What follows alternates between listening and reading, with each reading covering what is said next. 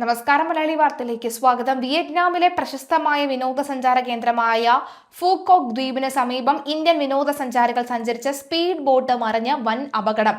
അപകടത്തിൽ 15ഓളം പേർ മരിച്ചതായാണ് അന്തർദേശീയ മാധ്യമങ്ങൾ റിപ്പോർട്ട് ചെയ്യുന്നത്. എന്നാൽ മരിച്ചവരുടെ കൃത്യമായ വിവരങ്ങൾ വിയറ്റ്നാം അധികൃതർ ഇതുവരെ ഔദ്യോഗികമായി സ്ഥിരീകരിച്ചിട്ടില്ല. ഇന്ന് ഉച്ചയ്ക്ക് 1 മണിയോടുകൂടിയാണ് രാജ്യാന്തര സമൂഹത്തെ നടുക്കിക്കൊണ്ട് ഈ ദുരന്തമുണ്ടായത്. മിൻ ഹുയ് ഹു കോക്ക് ട്രേഡിംഗ് ടൂറിസം കമ്പനിയുടെ ഉടമസ്ഥയിലുള്ള ബോട്ടാണ് അപകടത്തിൽപ്പെട്ടത്.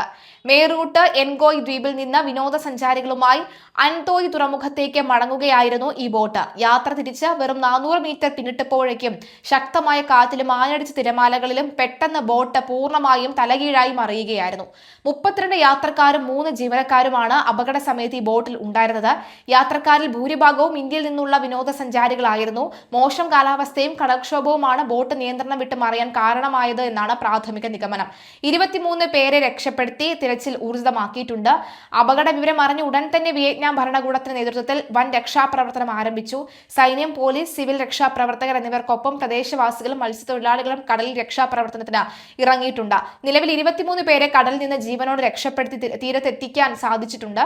ഇവർക്ക് അൻതോയ് തുറമുഖത്ത് വെച്ച് തന്നെ അടിയന്തര പ്രാഥമിക ചികിത്സ നൽകിയ ശേഷം സമീപത്തെ ആശുപത്രിയിലേക്ക് മാറ്റി. രക്ഷപ്പെടുത്തിയവരിൽ ചിലരുടെ ആരോഗ്യനില ഗുരുതരമാണെന്നാണ് വിവരം. കാണാതായ ബാക്കിയുള്ളവർക്കായി കടലിൽ ശക്തമായ തിരച്ചിൽ നടത്തുകയാണ്. എന്തായാലും ഇന്ത്യൻ എംബസി അടക്കമുള്ളവർ ഇതിൽ ഇടപെട്ടിട്ടുണ്ട്. സംഭവത്തെ തുടർന്ന് വിയറ്റ്നാമിലെ ഇന്ത്യൻ എംബസി സ്ഥിതിഗതികൾ അതീവ ശ്രദ്ധയോടുകൂടി നിരീക്ഷിച്ചു വരികയാണ്.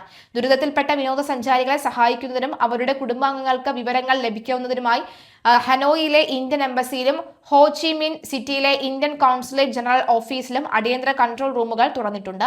അപകടത്തെക്കുറിച്ചും ജീവഹാനിയെക്കുറിച്ചുമുള്ള കൂടുതൽ ഔദ്യോഗിക വിവരങ്ങൾ ശേഖരിക്കാൻ വിയറ്റ്നാം അധികൃതർ അന്വേഷണം നടത്തി വരികയാണ്.